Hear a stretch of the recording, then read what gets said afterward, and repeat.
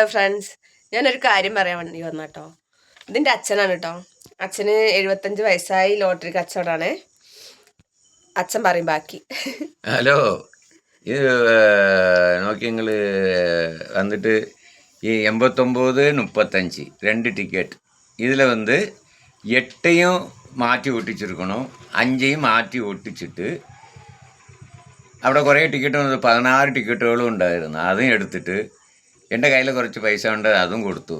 അപ്പോൾ പൈസ തികയായിട്ട് ഞാൻ പോയിട്ട് കടയിൽ പോയി മാറ്റി കൊണ്ടുവരാമെന്ന് പറഞ്ഞു. അപ്പോൾ കടയിൽ ചെന്ന് നോക്കുമ്പോൾ അവിടെ SMൽ കൊണ്ട് ചെന്ന് നോക്കുമ്പോൾ ഇത് ഒട്ടിച്ച ടിക്കറ്റാണ്, നിങ്ങൾ പറ്റിച്ചു എന്ന്. ഞാൻ തിരിഞ്ഞ് വന്ന് കടയിൽ നോക്കുമ്പോൾ ആളെ കാണാനില്ല.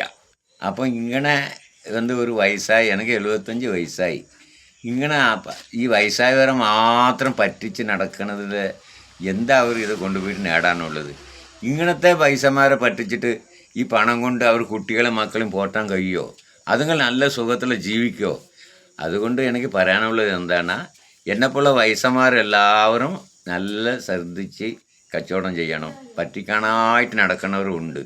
പക്ഷേ ഈ പറ്റിച്ചിട്ടെന്ന് പറഞ്ഞാൽ അവൻ്റെ സ്വന്തം വയർപ്പിലെ കുട്ടികളെ മക്കളെയും പോറ്റുന്നതാണ് ആ കുട്ടികളെ മക്കൾ നന്നാവുക. അല്ലാതെ പക്ഷം ഇങ്ങനെ പറ്റിച്ച് കൊണ്ടുപോയിട്ട് കുട്ടികളെ മക്കളെയോ ഭാര്യയും കുട്ടികളും നോക്കിയാൽ അത് കുട്ടികളെ മക്കൾക്ക് പിന്നെയും ഒരു ദോഷമാണ് എന്നാണ് എൻ്റെ ഒരു അഭിപ്രായം. അതുകൊണ്ട് എല്ലാ ലോട്ടറി വിൽപ്പനക്കാർ എന്നെ പോലെ വയസ്സായുള്ളവർ നല്ല നോക്കി നടന്നോളി.